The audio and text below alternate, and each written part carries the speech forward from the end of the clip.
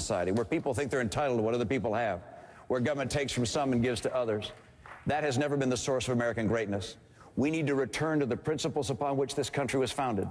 Our president said, I think, in a very revealing way, that he wants to fundamentally transform America. He's wrong. We need to restore the values that made America the hope of the earth. And I understand those values. I will do everything in my power to restore those values by keeping America free, by fighting for free enterprise, by standing up to President Obama and pointing out how he has made it almost impossible for our private sector to reboot. I will get America working again. I will defeat Barack Obama and keep America as it's always been, the shining city on a hill. Thank you. Senator Santorum.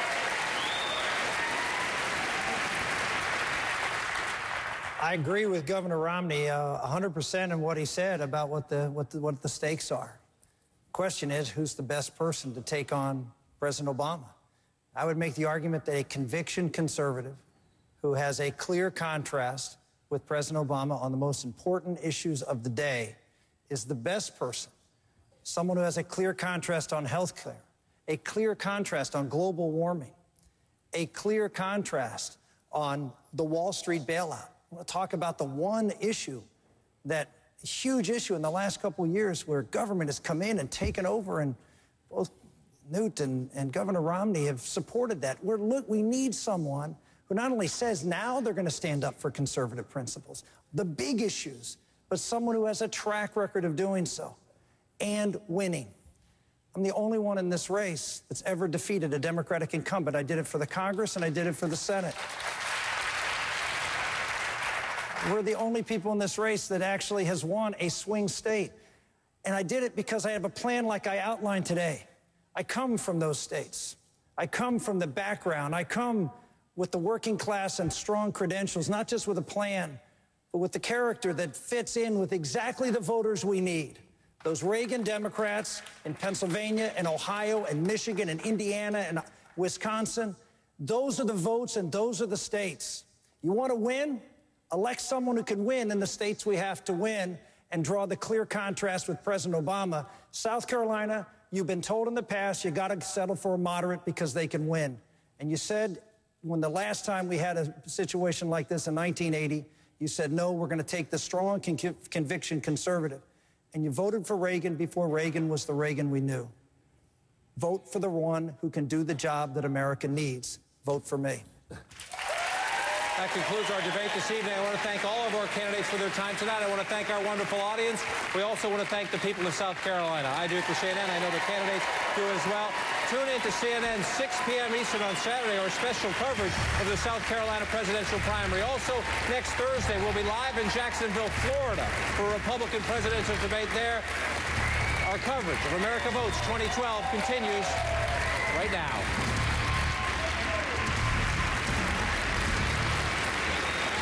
And welcome back to this special edition of 360 here at the North Charleston Coliseum. I'm Anderson Cooper. What a night. Electric. Right off the bat, the four remaining Republican candidates for president have just finished a very fiery debate. There were some awkward moments for Mitt Romney on his taxes, sharp exchanges as well between Rick Santorum, Newt Gingrich, and Governor Romney over their respective accomplishments. A tough back and forth over illegal immigration, and Speaker Gingrich angrily denying he asked his second wife for an open marriage. That was the fiery start of this debate. The candidates right now are, well, with their family members. Soon will be greeting supporters here on the stage and in this auditorium. Rick Santorum will be joining us shortly. Newt Gingrich is going to be joining us shortly as well. Less than 36 hours to go right now until South Carolinians vote. And tonight, they got perhaps their last best chance to size up who's best to take on President Obama. First, though, some of the highlights of this key debate before this crucial primary. Take a look. Grandiosity has never been a problem with Newt Gingrich. He handles it very, very well. And that's really one of the issues here, folks. I mean, a month ago, he was saying that, it's inevitable that I'm going to win the election, and I'm destined to do it. I don't want a nominee that I have to worry about going out and looking at the paper the next day and figuring out worrying about what he's going to say next. And that's what I think we're seeing here. I think grandiose thoughts. This is a grandiose country of big people doing big things, and we need leadership prepared to take on big projects. The story is false. Every personal friend I have who knew us in that period says the story was false. We offered several of them to ABC to prove it was false. They weren't interested because they would like to attack any Republican. They're attacking the governor. They're attacking me. I'm sure they'll presently get around to Senator Santorum and Congressman Paul. Gentlemen, when will you release your tax return specifically? An hour ago. Mr. Speaker posted his online an hour ago. We know that. Congressman Paul, we'll come down the line. Congressman Paul, I want to start with you. We reached out to your campaign this week, and they said you would not release your tax returns. Why? Well, I hadn't thought it through. I don't have an intention of doing it, but for a different reason. I'd probably be embarrassed to put my financial statement up against their income, and I don't want to be embarrassed because I don't have a greater income. Back in 1967, your father set a groundbreaking, what was then a groundbreaking standard in American politics. He released his tax returns. He released them for not 1 year, but for 12 years. Will you follow your father's example? Maybe. I don't know how many years I'll release. I'll take a look at what our documents are. And I'll release multiple years. I don't know how many years, but I'll be happy to do that. And let me tell you, I know there are some who are very anxious to see if they can't make it more difficult for a campaign to be successful. I know the Democrats want to go after the fact that I've been successful. I'm not going to apologize for being successful. And I want to make sure that I beat President Obama. And every time we release things, drip by drip, the Democrats go out with another array of attacks. As has been done in the past, if I'm the nominee, I'll put these out at one time so we have one discussion of all of this. I obviously pay all full taxes. I'm honest in my dealings with people. People understand that. My taxes are carefully managed. And I pay a lot of taxes. I've been very successful, and when I have our taxes ready for this year, I'll release them. Look, he's got to decide, and the people of South Carolina have to decide, but if there's anything in there that is going to help us lose the election, we should know it before the nomination. And if there's nothing in there, why not release it? Governor Romney tells a very nice story about what his plan is now. It wasn't his plan when he was in a position to do a plan. When he was governor of Massachusetts, he put forth Romneycare, which was not a bottom-up free market system. It was a government-run healthcare system that was the basis of Obamacare, and it has been an abject failure, and he has stood by it. So much of what the senator said was wrong. Let me mention a few other things. First of all, the system in my state is not a government-run system. Is it perfect? Absolutely not. What he said, which I found mildly amazing, was that he thought I would have a hard time debating Barack Obama over health care. I'd be quite happy to have a 3-hour Lincoln Douglas-style debate with Barack Obama. I'd let him use a teleprompter. I'll just rely on knowledge. We'll do fine. And I'm joined now by former House Speaker Newt Gingrich. First of all, how did you think it went for you tonight? Well, I thought it was a terrific debate for all of us. I thought the audience was really appreciative. I thought John did a great job. It was direct. It was tough. You could see the differences. And I personally felt pretty good about it. I think I wanted to keep it at a pretty big level and stay on big themes and really talk about what America needs to do. Senator Santorum attacked you, saying essentially he's more stable, that you say things, you don't know what you're going to say, he's more reliable, that you're too risky. That's his message. Look, everybody has to have a message. I was Speaker of the House for 4 years. We balanced the budget for 4 straight years. We reformed welfare. I've been a senior teacher in the military for 23 years. I've written 24 books. I made 7 movies. I don't know what stability is. I work very hard. I'm very intense. We need aggressive leadership to change Washington. And that's essentially what I'm going to offer. If you want an aggressive leader who will seek to change Washington, I probably have the experience to do it. You released your tax returns during the debate. Your campaign did. What did you make of Governor Romney's answer on whether or not he would release his? Well, I mean, he's got to make his own decision, but I think the voters are going to ask the question. What you don't want to do is end up in September with a nominee who suddenly has something blow up, and now it's too late. And I felt that we owed it to the people of South Carolina. We got it out as quick as we could. We promised it a couple days ago. I think he'd be well advised to put it out tomorrow. I don't see how he's going to get through Florida and not release it, because either there's nothing in there, in which case, why isn't he releasing it? Or there's something that he thinks Obama can beat him up with, in which case, doesn't he owe it to Republican voters to tell them in advance so they know what the risk is? How critical now, moving forward, if you do not come in first place in South Carolina, you're still in this? Well, Karl Rove actually had an impact on me because he said the other day, if you add up the conservative candidates, they are clearly going to be a majority over Romney by a big margin. And as we're shrinking, and as you know, 2 of the candidates dropped out this week, you begin to ultimately get down to a conservative versus a moderate or liberal. And in the Republican Party, I think the moderate has a very hard time winning a two-way race. So, you know, I hope to win Saturday. The most recent polls are very encouraging. We have a lot of momentum. The Speaker of the House, Bobby Harrell, just endorsed me.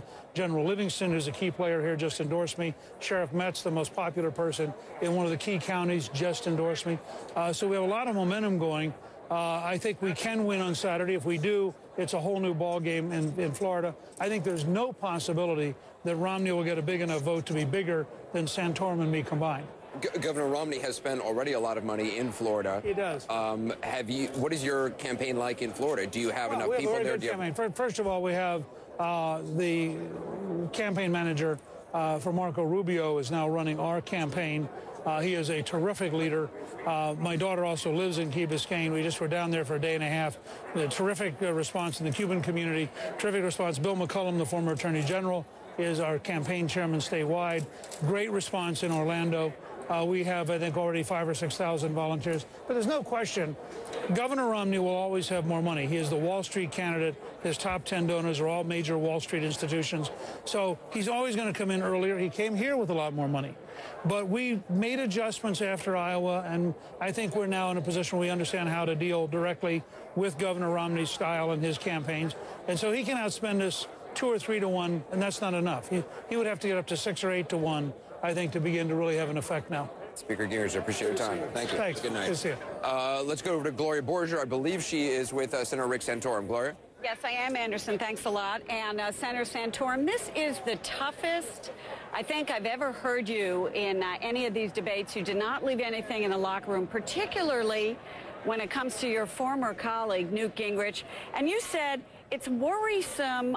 There's this worrisome moment that something's going to pop with Newt Gingrich. What do you mean by that? I mean, you know, look, like I said, I love Newt, and he's been a great intellectual leader for the Republican Party. But there's a difference between being an idea guy who can be glib in debates and someone who's going to be the steady hand, someone who's going to be a disciplined campaigner, someone who's going to go out and be able to make Barack Obama the issue instead of waiting, you know, instead of being that uncertainty of you being the issue in the campaign because of things that you say today that may not necessarily be consistent with what you said the day before or the next day. And the other thing is, as I've said before, look, we're looking for someone who's going to be the chief executive officer, the commander-in-chief of this country, and that means someone who can execute a plan.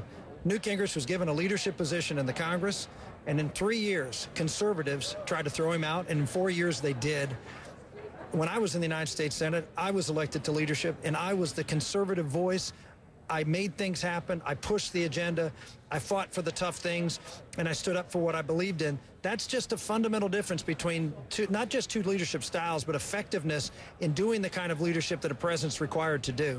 Do you think Gingrich would be erratic as a president? Is that, forget about the candidacy, but as President of the United States?